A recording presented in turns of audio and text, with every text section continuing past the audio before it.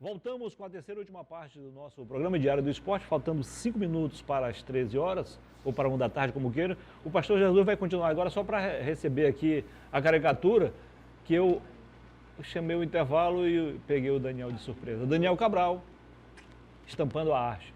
Muito bom. Está aprovada, pastor? Tá? Tá muito bonito. Gostou da sugestão? Ele, a bola na mão. Legal. A mão na bola. Obrigado. Mas mão na bola é pênalti. Obrigado também, muito Dentro da área? Só dentro da área, né? Dentro da área, claro. Queria agradecer, viu? E eu oferecer aqui pra galera lá do Acre Esporte que tá ligado com a gente. Legal. Muito obrigado a todos pela audiência. Valeu, pastor. Eric Rodrigues, boa tarde, seja bem-vindo mais uma vez. Boa tarde aos nossos telespectadores, boa tarde, Muniz. Boa tarde ao nosso convidado, nossa Jamile. Jamile tá famosa na internet, Muniz. Você disse assim, quer brigar, cola em mim. O Eric, gente, pra quem não sabe, não lembra, já é cronista esportivo, jornalista, fazia programa lá no Rio de Janeiro, na CNT. CNT, Momento do Esporte. Eric, o Jonas da Santana. CNT para a TV Rio Branco. É verdade. E aí, tá gostando da nova casa? É, com certeza, né, Muniz? A finalidade nossa aqui, eu como jornalista na minha cidade, eu tenho um jornal, que é o Jornal O Povo, região do Rio de Janeiro, eu falo sempre o seguinte, que eu sempre usei o meu jornal para falar bem e propagar as coisas boas da minha cidade. Tem muito jornalista que só quer falar mal, só quer criticar, só quer tacar pedra, né? Principalmente no esporte e no Acre, entendeu? Falar mal é muito fácil. Eu quero ver olhar as coisas boas, conforme você fez hoje aqui, trazer o Jesus, um cara que faz um trabalho diferenciado. Eu acho que essa é a linha de jornalismo que nós temos que pegar no nosso programa aqui, entendeu? Criticar faz parte, né? Jornalista não pode ficar passando a mão na cabeça de ninguém. Agora, crítica construtiva. Criticar sempre dando um caminho para que a pessoa possa, né, acertar. Tá? Ó, você está de parabéns, porque você foi um dos poucos jornalistas, até pelo histórico dos dois times, que ser eliminados em casa, da Copa do Brasil e da Copa Verde. E aí tem aquela história toda. A parada era muito mais difícil no interior do Pará. E você acreditou no Rio Branco. E acreditou também no Humaitá. E quase acerta em sua totalidade. Parabéns. Eu ouvia e ouço, né? Ouvia de 90% das pessoas, próprio acreanos, não, os dois vão ser eliminados, não tem chance, o Águia ganhou do Curitiba, o Sampaio Correia é muito mais campeão paraense. Você viu no meu comentário aqui na quarta-feira, eu falei o quê? Eu falei, olha, acho que o Rio Branco tem uma parada muito dura, mas tem muita chance de se classificar, porque o Rio Branco já não merecia ter sido eliminado aqui da Copa do Brasil. O problema é que eu noto muito aqui no Acre, as pessoas só querem falar mal, só querem tacar pedra. Eu acho que o Neto errou e errou muito na preparação do Rio Branco para essas duas competições tão importantes, errou. Falei isso para ele no estádio. Falei, Neto, pô, Eric, erramos na programação, tivemos muito problema. Falei, irmão, mas teve um ano todo para se programar, não poderia errar. Não sabe se vai ter outra chance dessa tão cedo. Sim, entendeu? Sim. Não é só a chance de se classificar, não. É a chance de se classificar e de pegar um adversário tão igual. Perfeito. Porque eu falei aqui no nosso programa, por mais que a gente reclame do campo, o campo favorece ao time do Acre. Porque quando você bota num campo ruim como aquele, o Sampaio Correia, que é um time que é muito mais técnico do que o Humaitá, tem muito mais estrutura que o Humaitá, ele se iguala com o time do Humaitá. E aí o Humaitá acostumado com o campo, o Sampaio Correia não acostumado. A mesma coisa aconteceu com o Rio Branco. Então, assim, conforme eu digo, né, estamos abertos aqui no programa, podem me chamar no privado, no WhatsApp, mandar material, quiser vir aqui comentar, sempre que a gente fizer uma crítica, a gente está aqui aberto a ouvir o outro lado, direito contraditório, né? A gente não vai ficar aqui só fazendo carinho, mas principalmente, Muniz, eu vou sempre focar aqui em tentar mostrar as coisas positivas que temos no Acre, porque infelizmente muito acreano prefere vender as coisas negativas. Eu acho que aqui a nossa linha tem que ser vender a positividade. E eu já quero, Muniz, aproveitando a minha deixa, já que a gente está com a hora meio acelerada, já quero dando minha nota 0 de hoje. Por quê? Qual é a nota 0? A minha nota 0 de hoje vai ser dobrada. Vai para o prefeito de Rio Branco e vai para o governador Gladson. Os dois precisam entender que esporte salva vidas. Tá? Infelizmente, a gente não vê investimento pesado nem da Prefeitura de Rio Branco e nem do governo do Estado de Rio Branco no esporte da cidade. a gente não vê. E podem ter certeza que nós vamos estar aqui cobrando. É inadmissível, o Arena da Floresta está fechado. Eu saí daqui o ano passado, em maio, dia 2 de maio, indo para o Rio de Janeiro. Visitei o Arena da Floresta e a grama já estava 70% finalizada. Quem dá laudo é o governo do Estado, via Corpo de Bombeiro, via Polícia Militar, via... Quem dá isso é funcionário do governador. Se não tem laudo é porque o governador não quer que tenha. Eu andei acompanhando pela imprensa tuniquinho, em reunião com o governador, alguns deputados se mexendo. Não temos o Arena porque o governador Gladys não quer ver futebol no estado do Acre. Essa é a realidade. O que acontece é o seguinte, como a situação chegou ao ponto de... foi a justiça que determinou o fechamento. Isso. E aí, para voltar, é como se fosse assim, um caderno de encargos que o poder público tem que cumprir, senão não volta. Isso. O gramado da Arena hoje está impecável. Impecável.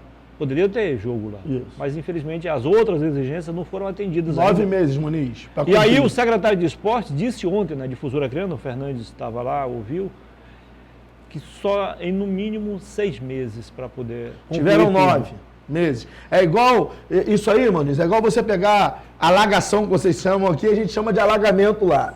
O poder público sabe o ano inteiro que vai ter, mas quando acontece, que quer se mexer. Infelizmente é uma realidade. Fala comigo. Não, você tem razão. Tem razão. Infelizmente é a realidade. Eu só apresentei essa... A justiça quer os laudos. A juíza, ela não é do corpo de bombeiro para dizer se o laudo do corpo de bombeiro está certo ou está errado. Ela quer que tenha laudo. Não aí pode se ter jogo num campo sem laudo. Então é o seguinte, sem tirar a sua razão, porque você tem razão, agora eu vou apresentar a minha opinião, o Fernandes também vai apresentar dele. Olha só, o nosso problema é que nós copiamos e muito mal o Estatuto do Torcedor.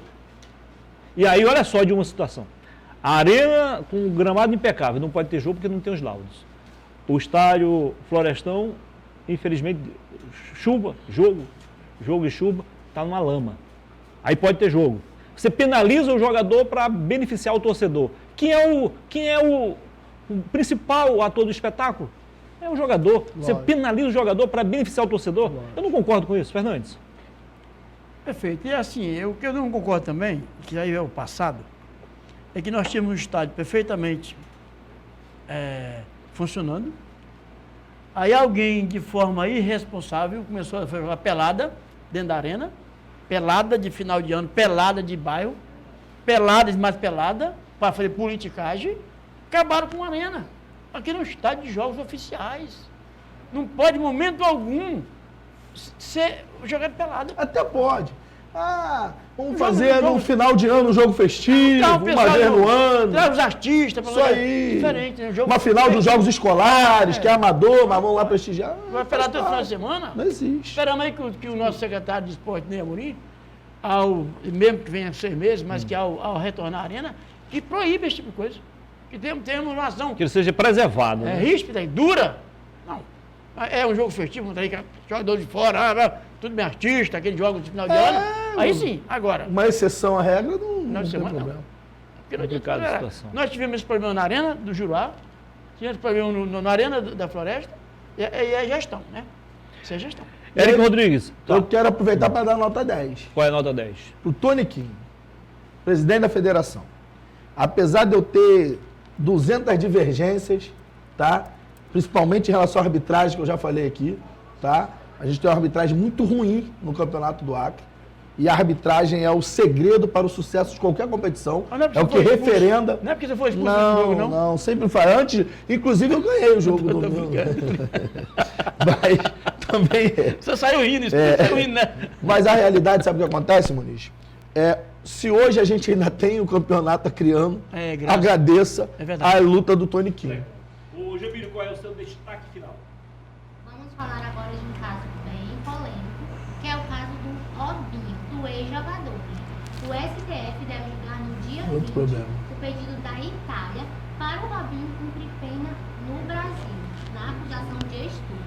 O ex-jogador teve a sentença de prisão na Itália, mas ele está em liberdade no Brasil, cuja a legislação brasileira impede a extradição de brasileiros natos.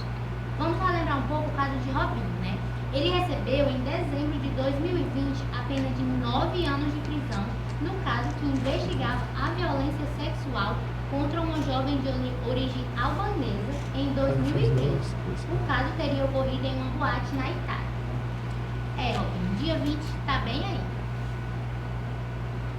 Muito obrigado, Jamile. Até a próxima. Fala, Maniz. Você falou do Daniel Alves, fala do Robinho. Deixa pra lá. Nada a declarar. Nada a declarar. Érico Rodrigues, só para encerrar, o seu placar nos 2 jogos, seu palpite. Ô Muniz, eu acho que o Maitá vai abrir uma frente boa contra o São Francisco, tá? O Maitá é uma equipe muito qualificada e vem numa pegada boa, muito mais forte, tá? Eu chutaria o placar de 4-0 pro Maitá, tá? E acho que Nauas e Plácido vão fazer um jogo muito igual, tá? Muito igual. Acho que se não for empate, é uma diferençazinha de um gol para lá ou para cá. Acho que são 2 times muito iguais. Fernandes, mesma pergunta. Não, eu acho que eu falei já no começo, né, que eu acho que é um jogo que você precisa conhecer o Plácido e o outro precisa conhecer o São Francisco. Eu não posso dar assim uma análise do... eu vou dizer agora uma coisa da seleção brasileira. Por exemplo, todo mundo esperou de seleção diferente do nosso novo treinador. A seleção está bem diferente, sim. Agora, eu discordo da CBF pegar um técnico, jogar no meio de uma fogueira para jogar 2 amistosos na primeira convocação. Aí, para mim, é 0. O Renato Gaúcho disse, com essa configuração eu estou fora de seleção. Se for convocado, digo não. Érico, um abraço. Até segunda-feira. Segunda-feira estaremos aqui, né, comentando certeza. novamente o resultado da rodada. Estarei no Florestão final de semana acompanhando os jogos, tá? E agradecer a todos os nossos telespectadores aí, a audiência, né, Muniz? A galera tem mandado. Primeira semana de programa. A estreia é sempre nervosa, né? É sempre assim. Fernandes. Obrigado pelo convite, obrigado pelo seu Edson. E lembrando, Voltar na segunda-feira. tá bom, lembrando que o Munir vai estar comentando os 2 jogos do final de semana para ele voltar na rádio. Ele estava já tempo no... Como não foi juvenil, né? Eu botei para ele já começar. Então já foi treinado, passou no teste. Obrigado, parabéns, Jamile, o nome dela? Jamile. Parabéns pelo formato do programa, está excelente, é assim mesmo. Temos que ter as mulheres no meio desse tipo de ação para poder prestigiá-las e dar mais qualidade, né? Um abraço, bom fim de semana. O futebol começa às 15 horas, mas a difusora começa às 14h45, pontualmente, né? 15 minutos de antecedência, né, Fernando? Exato. Boa tarde a todos, muito obrigado pela audiência e até a próxima segunda-feira. Bom fim de semana a todos. Valeu.